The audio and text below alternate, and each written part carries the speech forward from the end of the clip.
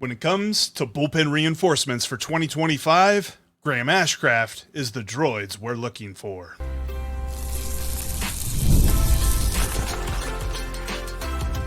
You are Locked On Reds, your daily Cincinnati Reds podcast, part of the Locked On Podcast Network, your team every day.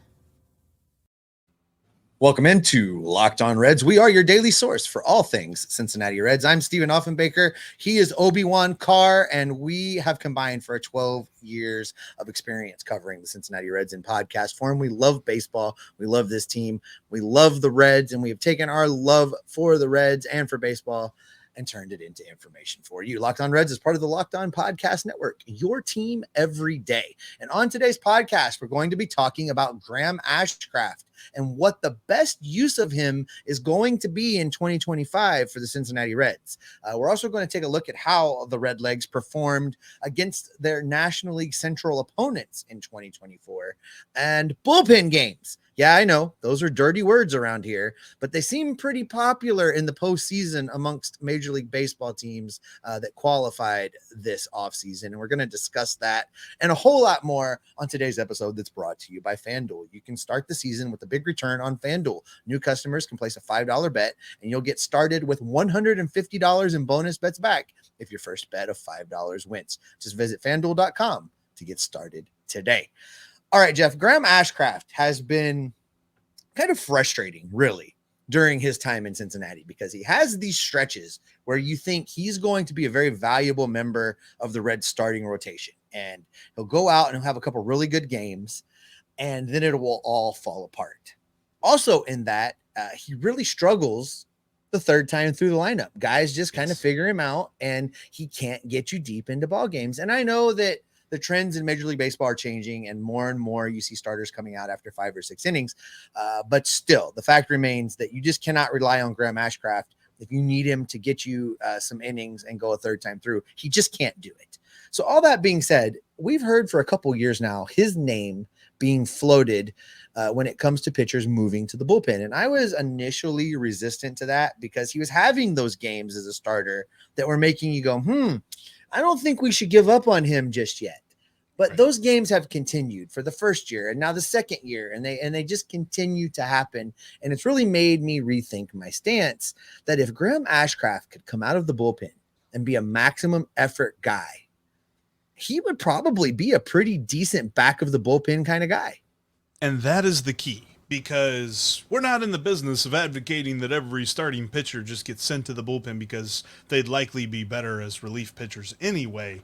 We understand you got to have a good starting rotation, but guys fit certain profiles. And what we have seen from Graham Ashcraft over his first couple of seasons are very wild streaks. He can go on wild streaks for like 6, 7, 8 games where he's got like a 2.5 ERA. He's shutting guys down. He's unhittable. And then he can go on streaks right after that for 6, 7, 8 games where he's getting destroyed. Look no further than 2023, where he had one streak of 6 games where he had a 2.5 ERA, another streak of 6 games where he had a 13 ERA. And those just aren't the kind of numbers that make a reliable starting pitcher. But, and Chris Welsh has said this, Jeff Brantley has said this. We've seen multiple people talk about this when they analyze Graham Ashcraft's game. You can tell when he tries to take a little bit off, when he tries to throw at 85%, he cannot locate as well, and his stuff just doesn't play up whenever he's throwing at 85%. So he either gets himself into trouble by throwing too many 3-ball counts and things like that, or then he has to locate it over the heart of the plate and it gets clobbered.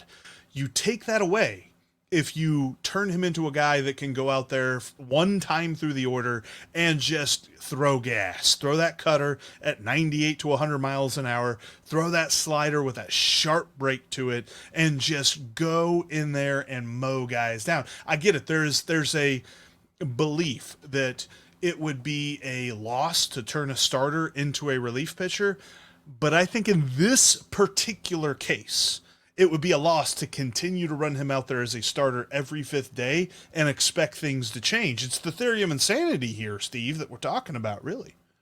It really is. And we've talked about in yesterday's show how we don't think the Reds are going to go out and spend money to upgrade this bullpen. Graham Ashcraft in the back of this bullpen is an upgrade to the bullpen. It's the help that we think the Reds need to go along with Alexis Diaz. I'm not looking for Graham Ashcraft to be Alexis Diaz's stud-up man. I'm looking for Graham Ashcraft to be the guy that pitches the ninth inning when Alexis Diaz is unavailable. That's what I see in potential for Graham Ashcraft in the bullpen. Closer 1B. And I know I don't like that closer situation, but as long as baseball's going to have it, you need to have a couple good ones. And I think this gives the Reds that. And that really just leaves them with one spot to fill in the bullpen. If they are going to move Graham Ashcraft out there, it does create a question of what you do with that fifth rotation spot, because there's not a lot ready to go. There's a lot of talent in the minor leagues. None of it seems to be ready to go. You asked the question during prep, and I'll ask it back to you here as we record. Could that be Connor Phillips? Could he turn it around quick enough, given his horrible 2024, to be in contention to be the fifth starter on opening day? I think he would have a shot. I don't necessarily know that you just give it to him. He's got to show a lot of stuff, because he really had a problem with his command. He did not have really any command in 2024. We kind of looked back at this a few episodes ago, probably a couple of weeks ago now, that Connor Phillips really almost had as many walks as he had strikeouts in 2024. And that was a big reason why he was sent to Goodyear for a time, to work on his mechanics, to work on his delivery and the repeatability of it, and making sure that he had his command down. It wasn't a health thing. And I confirmed this through a couple of different people. They did not send him to Goodyear because he was hurt. He was healthy. He just had to work on some stuff before they could continue to roll him out there every fifth day in Louisville, because they weren't just going to do that and not work with him, but expect him to somehow figure things out. So that's why that all happened. He's looked pretty decent in Arizona. So there are some nice signs, but we definitely need to see a lot more of this through spring training. And I'd almost hesitate to say that he deserves an opening day appointment. I think best case scenario, I would like to see him in AAA for at least part of April, if not all of April, before I really make a decision on whether or not he's ready to come up to the major leagues. But then that would open up another case here, because if you're moving Graham Ashcraft out of the rotation, does that mean that they keep Jacob Junis or bring him back? Because it's likely he declines his part of the mutual option for $8 million and becomes a free agent. Could the Reds bring him back on a multi-year deal? They're not going to give him more than $8 million. So if he feels like he can go test the market and make more money, he's going to go do that. Again, the Reds have made it pretty clear through media leaks that they're not looking to spend a lot of money in the offseason. So we're going to get the outfielder, and I think that's it. I think that they're going to fill the rest of the team needs with guys that are in-house already. And there may be guys asked to do different things. We've talked about Matt McLain possibly being asked to be an outfielder at least part of the time. We may be talking about Graham Ashcraft being asked to be a back of the bullpen kind of guy. And that means you're going to have to bring somebody up to be a fifth starter. And you're going to have to either ask Connor Phillips to get it in gear and get it ready, or you're going to have to hope that they go into Goodyear and that Chase Burns is ready to go from opening day, and that's your fifth starter. So it's going to be pretty interesting how all this plays out, Jeff, because there's a lot of questions and there's not a lot of ready available answers to answer those questions. Yeah, because outside of that, you're looking at veteran minimum guy that they bring in here, waiver claim guy that they bring reclamation in here, project. Reclamation project, insert name here. So that's not that great. I think, and we talked about it on yesterday. I don't want to rehash our conversation that we had. Please go check out yesterday's episode for a more detailed explanation as to what we're hearing from the reports. But based on the reports, they're setting us up for them not spending a whole lot of money, but they're also kind of setting us up for they're not going to get an A on this offseason because you do kind of need to make some of those moves. But suffice it to say, I think that the best role for Graham Ashcraft will be in the bullpen, but that does open up a hole where I don't necessarily know that Graham Ashcraft was filling that hole anyway. But I do think that they've got to address this in some way, and it's going to be... I don't think that the answer is there unless they go and they spend more money.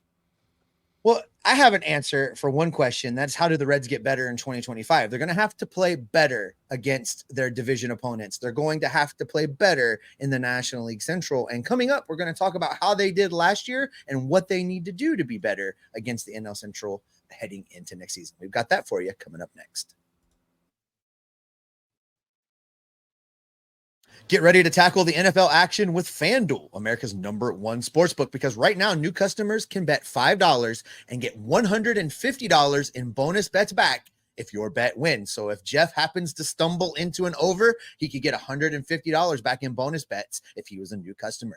The FanDuel Sportsbook app gives you everything you need all in one place to place live bets on the NFL.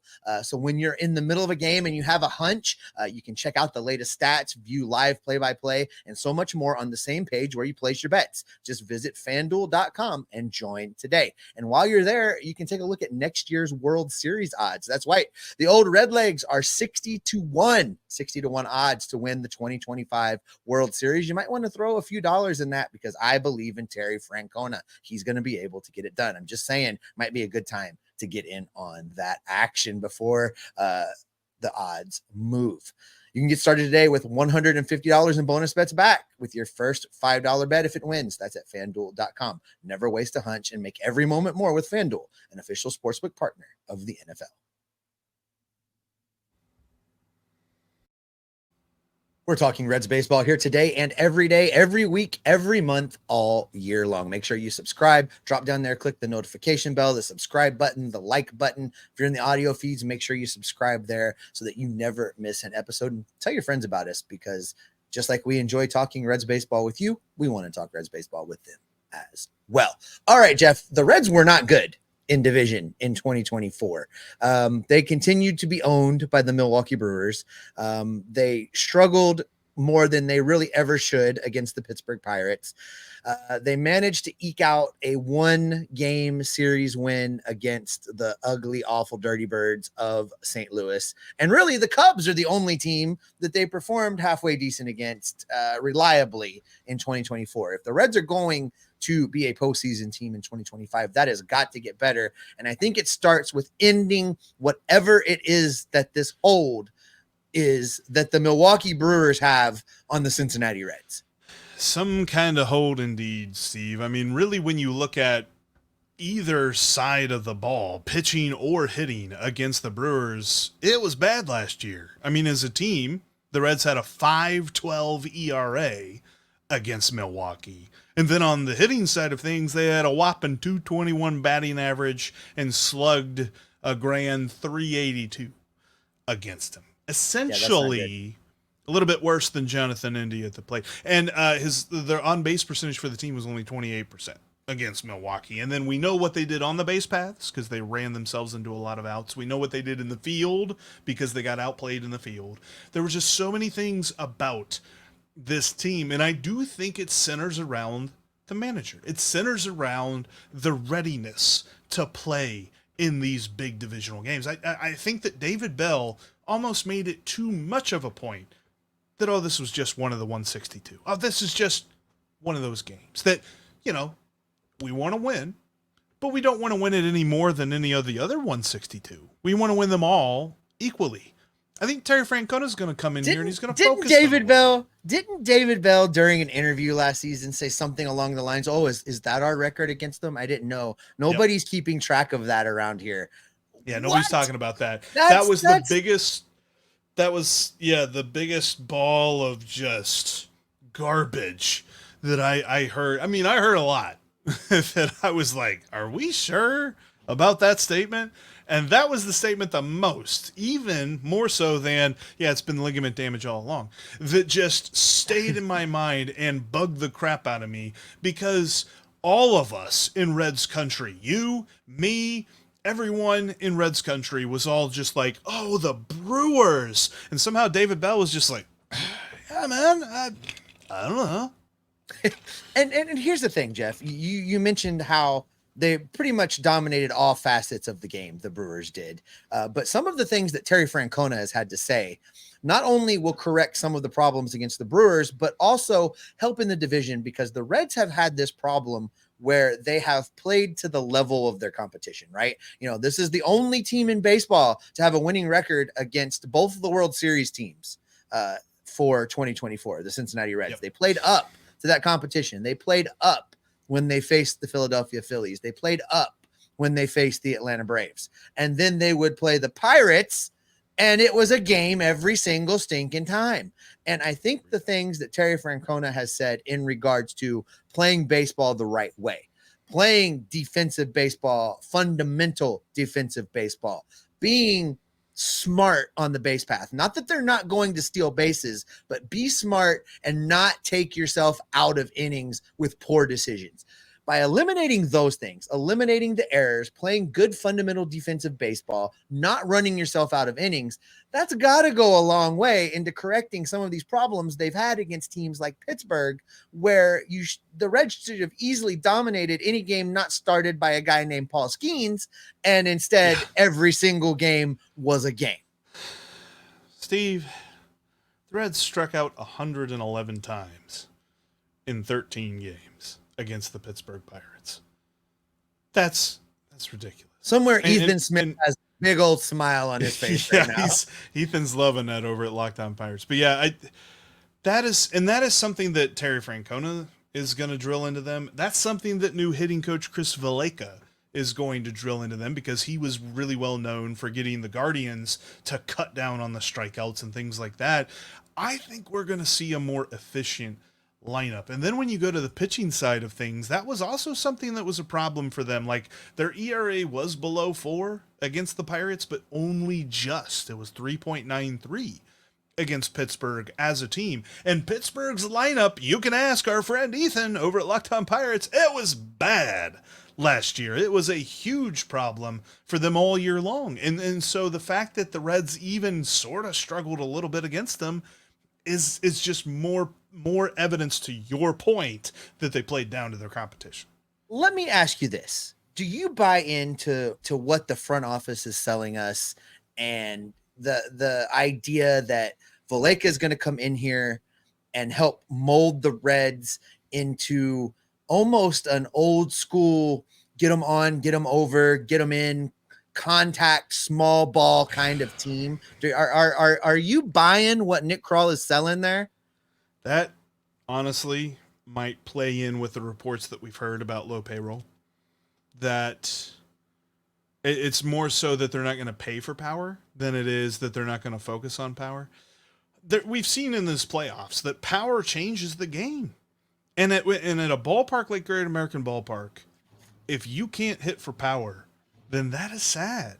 But that's what we're hearing. And I don't love it. I do not love it. And I think that that's going to be a focus. I mean, if you do look at the 2023 Cleveland Guardians, they were not a power team. And they had guys like Jose Ramirez and Josh Naylor and those guys that can hit for power, but they didn't focus on that. So I do worry a little bit what that means for this team. Are they really going to focus a lot on that team speed? And if that's the case, they better be not perfect, because it's really impossible to be perfect, but they better be as close to perfect as possible when it comes to giving up outs on the base path, because you can't do it if you're not going to hit for power. Right. Well, much to the chagrin of everybody in Mason, the Reds were 8-5 against the Cubs in 2024. And I don't know that I see that changing very much. I think the Reds and the Cubs are going to continue the Reds are going to continue to be favored in 2025. I think they will hold what they got. I think the split will be about the same. They'll have about a 3-game edge on the season series. Here's where I need them to get better. I need them to get better against those dirty, rotten birds from St. Louis, Missouri. I need the Reds to have better than a 1-game series advantage against the Cardinals, because I am tired. I am tired, Jeff. I am tired of the St. Louis Cardinals always managing to somehow be freaking relevant in the conversation within the National League Central. I would like to put them in the rearview mirror in 2025 and not have to talk about them. The interesting part about St. Louis is, though, they were mad after last year. And they were above 500. They were not like horrible. They were much better than they were in 2023. But Cardinals fans were mad after their performance from last year. I think, and I don't know, I haven't seen like the reports of what their front office is saying, but they might be a team that's going to be active this offseason. They made a lot of moves, right? They already have gotten rid of Goldschmidt, right? He's gone. Already made that move. It looks like they're looking to trade Sonny Gray in an effort to cut more payroll. I think they're going to get worse. I can't imagine that if they find a trade partner for Sonny Gray, that's not going to bring them major league ready talent. They're going to have to make a trade for prospects.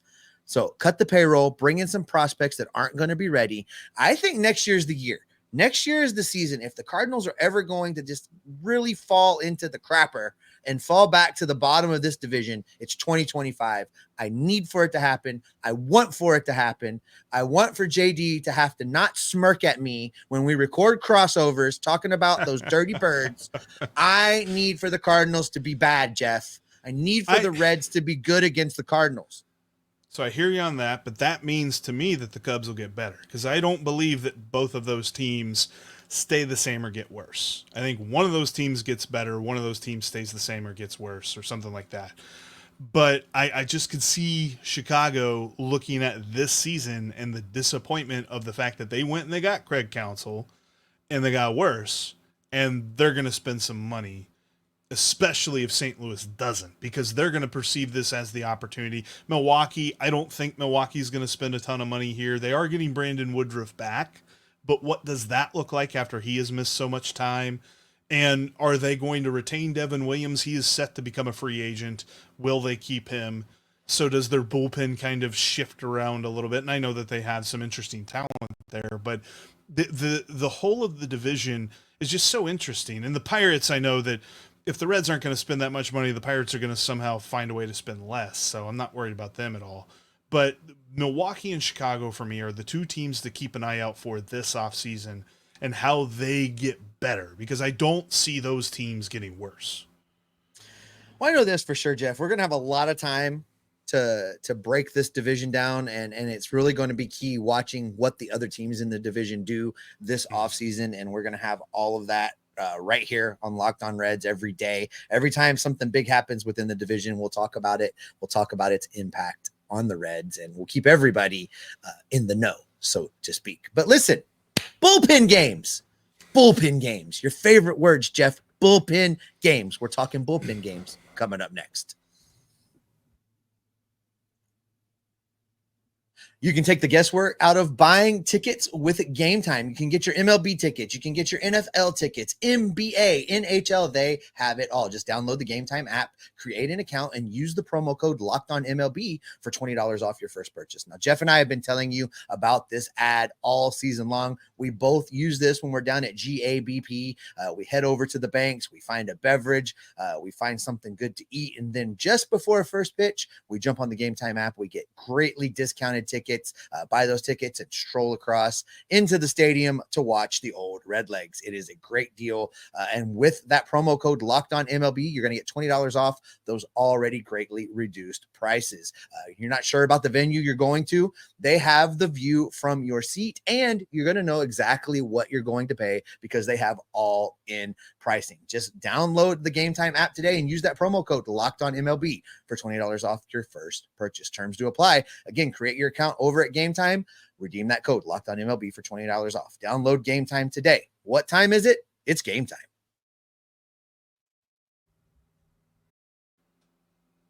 You can take Locked On Reds with you everywhere you go. If you can't watch us on YouTube, you can listen to us on your favorite podcasting app. We're literally on every podcasting app there is, so make sure you check us out there today. All right, Steve, this is something that we've seen all throughout the postseason, really. The Dodgers did this in Game 4. Game 5 turned into this for the Dodgers, even though they started Jack Flaherty. We've seen multiple other teams employ this, but the bullpen game, a thing that when you said it just a moment ago, whenever you were teasing this segment, made me recoil a little bit, triggered me just a smidge, because the Reds employed it out of necessity. The Reds employed it because they ran out of starting pitchers. This is more of a strategic employment of it in the postseason. And yeah, in the regular season, we don't want bullpen days. The whole premise behind the starting pitcher is to go out there to be successful, to eat 6, 7, 8 innings, and then you bring in your bullpen guy and you wrap it up and you call it a day, and you're limiting the innings that everybody is throwing. A nice, even distribution of innings to get you through 162 games. In the playoffs, we're talking about the playoffs. In the playoffs, you want to keep those hitters off balance. And by using bullpen days, they're not facing the same guy twice. Nobody can get their timing. Nobody can get a dude timed up. Nobody can settle in. The hitters are off balance for all 9 innings when you go this route. So I totally get why you want to do it. The key is that you got to have a bullpen that's been able to survive the 162 and been able to get you into the postseason, where this can be a luxury for you to have. You got to have enough arms in your bullpen that still have enough life left in them to employ this strategy. And the thing we're seeing from the playoff teams is they've all managed their bullpens well enough throughout the year that everybody's got a little something left in the tank. And that's something that the Reds have had a real problem with for the last couple years, in that their relievers have been running out of gas somewhere around July, because David Bell never been a reliever that he didn't want to see throw in 70 games. So that's going to be a refreshing change of pace, because I don't think Tito's going to do that. I don't think he's going to look at Ian and say, guess what, bucko, we're throwing 140. We're going for 140 this year. I'm pretty convinced that's what happened. David Bell called up Ian Jabot down in Dayton right after you talked to him for his rehab start, because everything was going great. He was excited to get back to the majors. David Bell called him up on the cell phone and said, because, I can't imagine that David Bell actually could muster a text, but he called him up on the cell phone and said, hey, Ian, I can't wait for you to get here. 140, bucko, you and me together, 140 trips to the mound. And Ian was like, screw this, I'm out. I have a sore something, and I gotta go. I'm convinced that's what happened. That's probably pretty close to the truth. And to be honest with you, I'm kind of intrigued by another view of these bullpen games. I was listening to actually a great interview from our brand new Locked On A's host, Booney. He got to talk to Scott Feldman. Some Reds fans may remember him as the opening day starter in 2017. But Scott Feldman was talking about bullpen games. Yeah. We finally remember the opening day game of 2017 between the Reds and the Phillies. And Aaron Heilman was the starter for the Phillies back in that game. But anyway, I digress. Scott Feldman was talking about bullpen games, and he's just like, I see this as a tactic, not as a tactic by Major League managers or even Major League front offices, but as Major League owners to devalue starting pitching. Because if you can successfully win a World Series game without Garrett Cole or a pitcher of his ilk, then you don't need to pay a Garrett Cole or a pitcher of his ilk. And when you compare the two performances, and you would say this, and this would be an easy thing during a Reds regular season game to predict who won the game, where you would say one team threw 7 pitchers and the other team threw 4, and you'd say, well, the team that threw 4 won the game. As of right now, as we're talking at this moment, that's not the case. The Dodgers have used the most pitchers in this game, and the Dodgers are ahead. And I think that there's something. What do you put any validity behind? So, I mean, it's not an argument that you can just dismiss out of hand, but I say this, you have to be able to get through the 162, and you can't get through the 162 with Major League Baseball's current pitching restrictions, only having 8 relievers on a roster. You can't bullpen day every day. Those guys' arms are going to fall off. Now, if we see a rule change from Major League Baseball that says, maybe you can have 10 relievers if you're willing to, like, say you're going to have a couple bullpen days every week. then there's something to that argument. But right now, as the rules are written, where you can only have 8 relievers on a major league roster, no, because you have to get through the 162 to get to the postseason. It's that argument would hold water if Major League Baseball changes the rules, and we can revisit this conversation then, because then there's something to it. I do think that the Reds would be uniquely positioned in postseason games with some of the arms that they have to pull off a strategic bullpen game. We've seen the Reds do, when you hear the sentence of Reds and bullpen game, that usually means they lost and they threw some guys that we've never heard of, and Yasser Zulueta made it into the game, and Brandon Lee Brandt made it into the game, and Casey Kelly made it into the game. By the way, your immaculate grid here after this season is just going to be phenomenal in some cases. But when it comes to postseason bullpen games, especially if we go back to our take about Graham Ashcraft moving to the bullpen, could be a lot of fun. That's where it'll be key to have guys that can throw multiple innings for sure. That is where we're going to stop for today, Jeff. That's going to do it for this edition of Locked On Reds. Thanks so much for making us your first listen every day. Now head over to the Locked On MLB podcast, where Sully is going to have you covered with all of the final talkings of the World Series. Looks like maybe it's wrapping up as we're recording. Sully's going to have you covered for that and all off season long with his unique sense of humor and lots of baseball knowledge. If you want to check out that show, it's part of the Locked On Podcast Network, your team every day. The link for it down in today's episode description. You don't even got to go look for it. We have you covered, and we're going to have you covered as far as the Reds go the entire off season, each and every day. We're going to keep you locked on Reds every single day.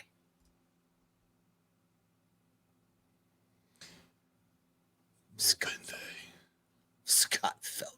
God. That was a good. I'm just kidding. I don't remember that.